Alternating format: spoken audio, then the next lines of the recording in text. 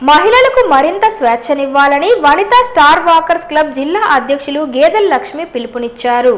శనివారం ఉదయం స్థానిక గరిమెళ్ల ప్రెస్ క్లబ్లో అంతర్జాతీయ మహిళా దినోత్సవాన్ని ఇస్కప్ ఆధ్వర్యంలో నిర్వహించారు. ఈ సందర్భంగా ఆమె మాట్లాడుతూ, ఇప్పటికీ సమాజంలో మహిళల పట్ల చులకనగా చూస్తున్నారని, ఈ దృక్పథం మారాలని ఆమె అన్నారు.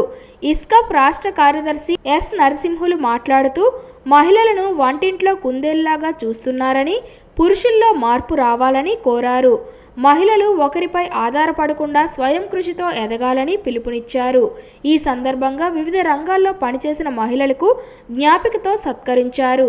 ఈ కార్యక్రమంలో ఆశా వర్కర్స్ అసోసియేషన్ అధ్యక్షులు కె ఆదిలక్ష్మి, మున్సిపల్ కార్పొరేషన్ ఉద్యోగి మాధురి, ఏఐటియుసి గౌరవ అధ్యక్షులు తిరుపతిరావు, ఇస్కాఫ్ జిల్లా అధ్యక్ష కార్యదర్శులు ఎంవి మల్లేశ్వరరావు, నాగభూషణ్ రావు, కళ్యాణ్ చక్రవర్తి, భారతి రమేష్, విజయ్ కుమార్ తదితరులు పాల్గొన్నారు.